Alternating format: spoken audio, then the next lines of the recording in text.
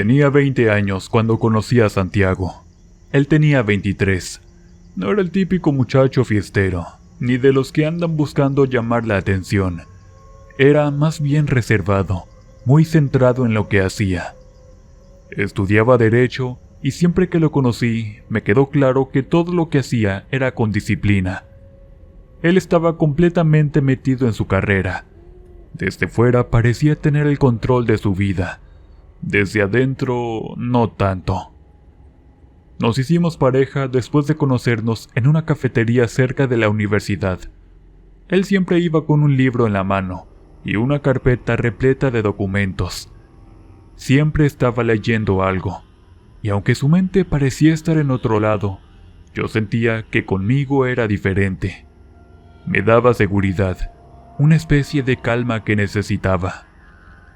Él vivía con su hermano Tomás, en una casa pequeña que rentaban entre los dos. Eran foráneos, así que solo se tenían el uno al otro. Su hermano Tomás tenía 22, un año menor que Santiago. Desde que lo conocí, me di cuenta de que no era alguien común. Era un chico tímido, callado, muy reservado. Casi no salía de su cuarto, y cuando lo hacía, parecía andar con la mirada baja, como si le costara trabajo relacionarse con los demás. No hablaba mucho, pero yo lo observaba. Su silencio no era tranquilo. Era el tipo de silencio que uno reconoce cuando hay dolor detrás. Había días que regresaba a casa con la ropa sucia, con los nudillos raspados, con el cuello rojo, con marcas que no se explicaban. Yo preguntaba, y Santiago también. Él respondía que se había caído, que no era nada, que en la calle lo empujaron sin querer, que fue un malentendido. Siempre tenía una excusa lista. Ninguna era creíble. Poco a poco nos fuimos dando cuenta de que había alguien que lo molestaba. Un muchacho al que le decían Jason. Al principio no sabíamos ni cómo era ni qué hacía. Solo sabíamos que cada vez que pasábamos a su lado, Tomás se ponía tenso. Jason era de esos que les gusta tener control sobre los demás. Era un joven con fama de buscar pleito, de intimidar, de molestar por placer. Y Tomás, por alguna razón, se había convertido en su blanco favorito. Nadie sabía por qué. Tal vez por su forma de caminar, o por no responder, o por parecer débil. No importaba. Jason no necesitaba una razón. Santiago no podía quedarse de brazos cruzados, y aunque nunca fue violento, cada vez que se enteraba de que Jason había hecho algo, se salía a buscar a su hermano. A veces lo encontraba llorando en alguna banca, otras veces con el rostro ensangrentado. Muchas veces no decía nada, solo lo abrazaba y se lo llevaba a casa. Recuerdo una ocasión en que Santiago llegó con la cara inflamada, con el labio partido. Estaba todo revolcado y venía echando madres. Traía la camisa rota. Se metió directo al baño y luego se encerró a estudiar, como si nada hubiera pasado. Pero yo vi su mirada. No era la de siempre. Tenía dolor, rabia y también cansancio. Le pregunté si había ido a buscar a Tomás otra vez, pero no respondió. Y no hacía falta, yo sabía que sí. Me empecé a llenar de miedo de que un día no regresara, de que Jason hiciera algo peor. Miedo de que esa violencia, que parecía estar creciendo, terminara por afectarnos a todos. Ellos vivían en una ciudad que no era la suya. Nadie los conocía ni los defendía. Nadie sabía lo que estaba pasando, solo nosotros. Tomás se fue apagando. Empezó a salir menos, a comer menos.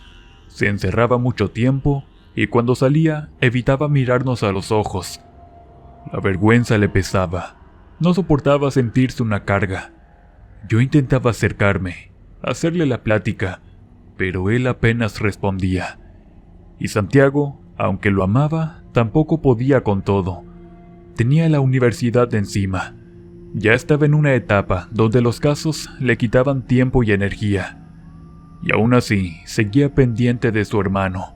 Nunca dejó de protegerlo.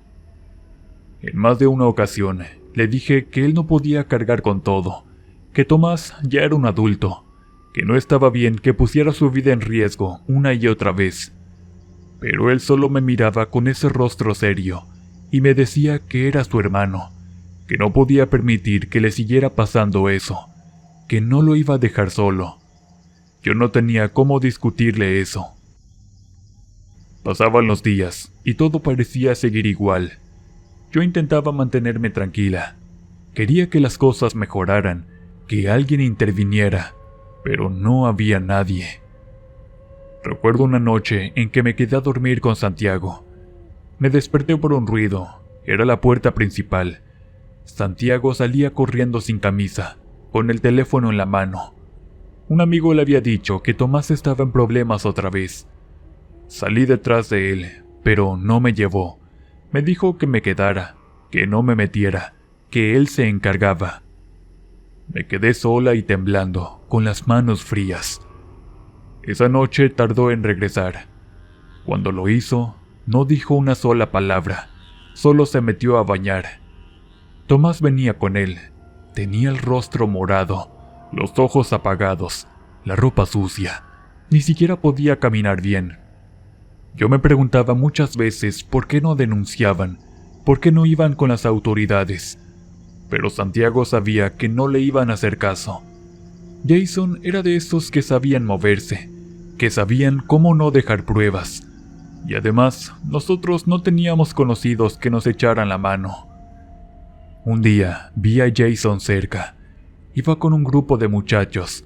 Se iban burlando, los muy desgraciados. Me sostuvo la mirada. No me dijo nada, pero supe que sabía quién era yo. Volví a casa con una sensación en el estómago que no se me quitó en varios días. Santiago no quería que yo me preocupara, pero yo sabía que ya era demasiado tarde para eso. Él también estaba superado. No lo decía, pero se notaba. Su rostro se veía más envejecido. Se le caía el cabello. Se enfermaba seguido. Ya no era el mismo.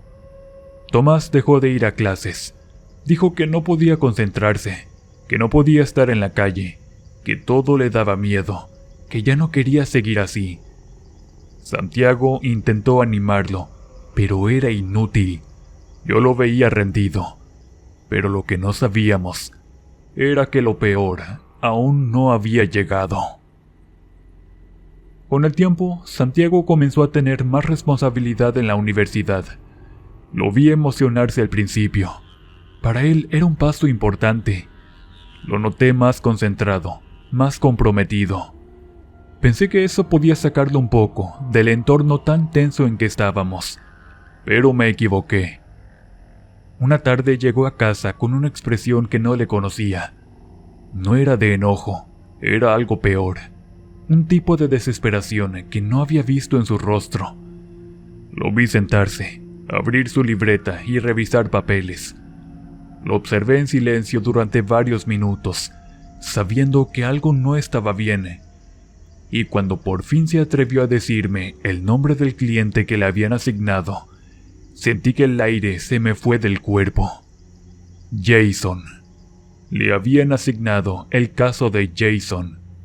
El mismo muchacho que llevaba meses torturando a su hermano. Ahora Santiago tenía que ser su abogado. No entendía cómo era posible, cómo en medio de tantos casos y tantas personas, justo le tocaba a él. No sabía si era una coincidencia enferma, o si alguien más lo había planeado. Pero ahí estaba. Tenía que representarlo como parte de una evaluación. Y lo peor de todo no era eso. Lo peor era el motivo del caso.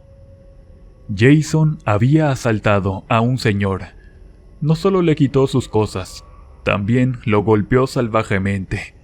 Le sacó un ojo con un picahielo. Un acto brutal, cobarde y sin sentido. Y aún así, Santiago tenía que construir una defensa. Tenía que buscar argumentos para salvarlo.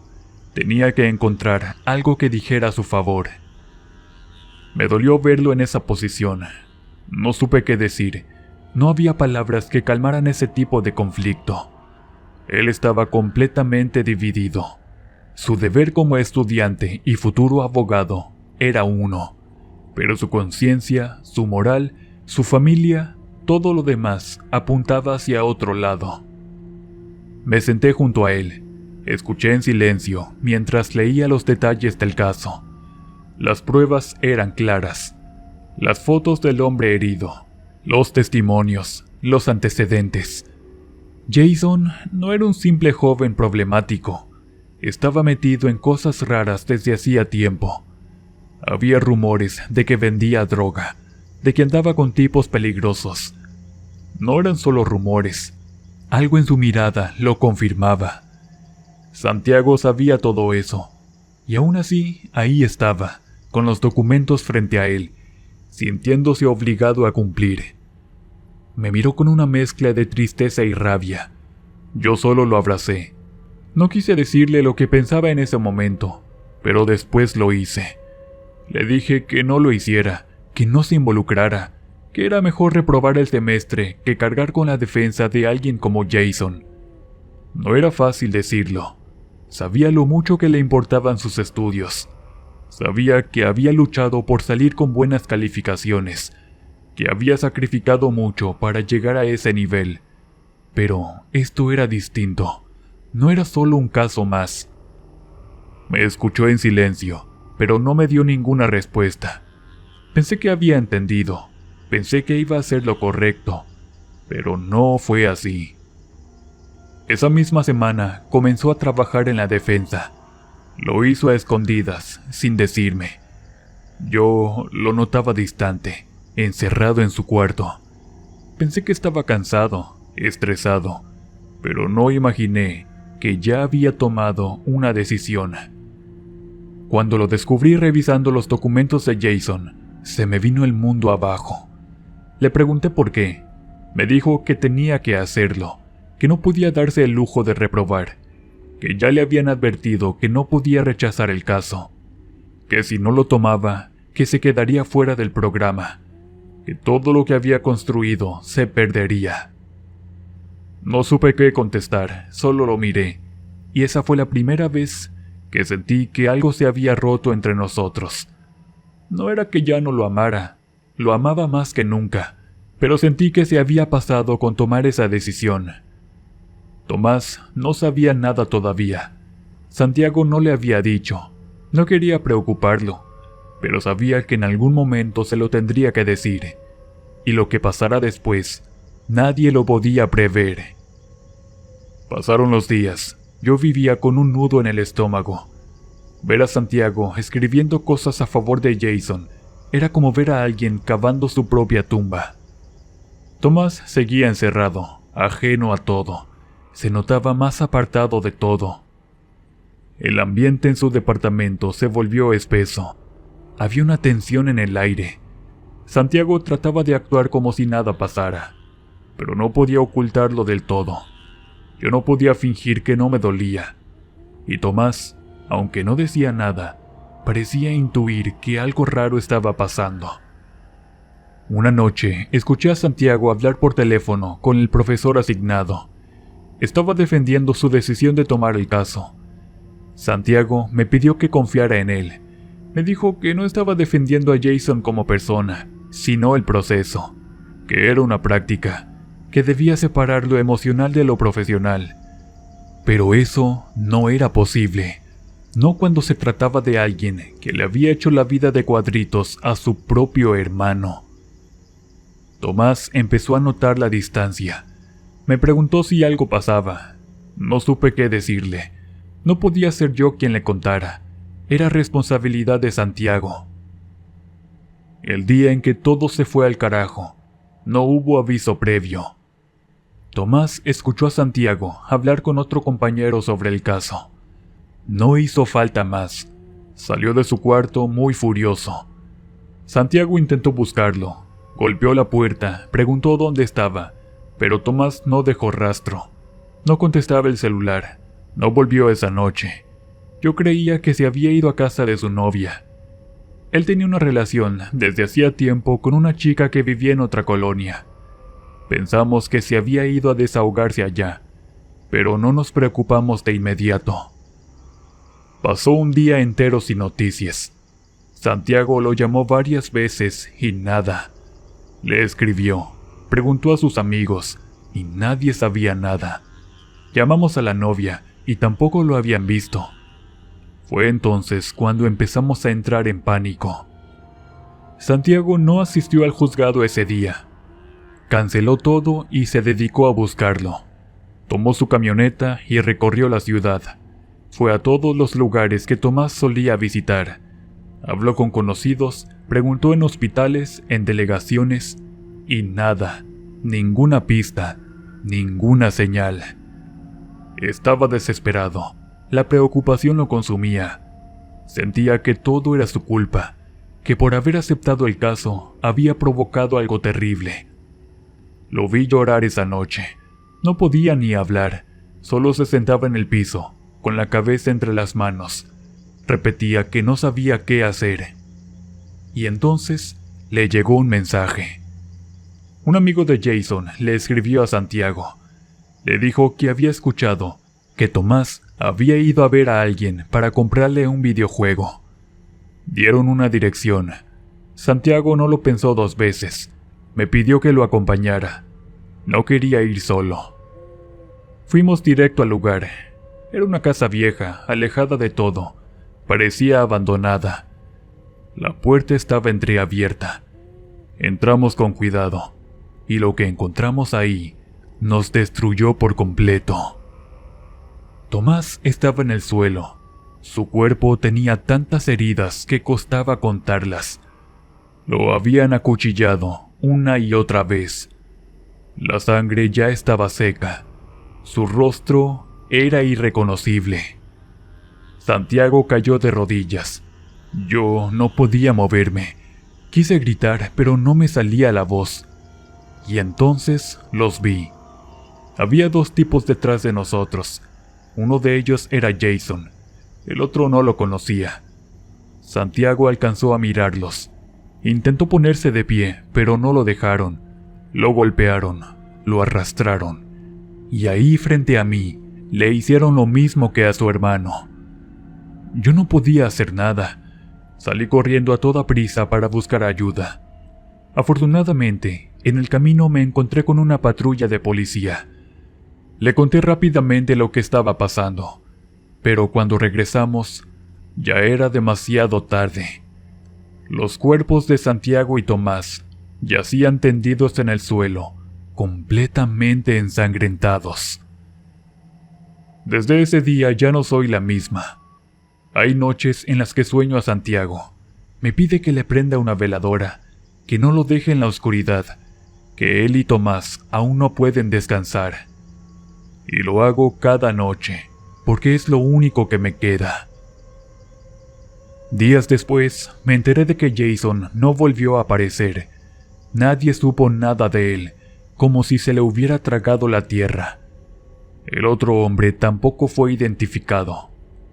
El caso quedó inconcluso, sin responsables, como tantas otras historias que se quedan sin dar una solución al caso. La universidad cerró el expediente de Santiago. Dijeron que había sido un estudiante ejemplar, que lamentaban lo ocurrido. Palabras vacías que no sirvieron para nada. Pasaron semanas, luego meses. Yo traté de seguir adelante con mi vida, pero se me hacía muy difícil continuar sin Santiago. Me mudé de ciudad con una tía que vive en Tantoyuca, Veracruz.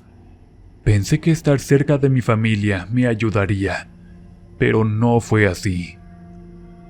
Hoy solo cuento esta historia para que no se pierda, para que sus nombres no se borren, para que alguien sepa lo que pasó, para que no se repita. Santiago era un buen hombre. Tomás era un chico tranquilo. Y ninguno de ellos dos merecía ese final.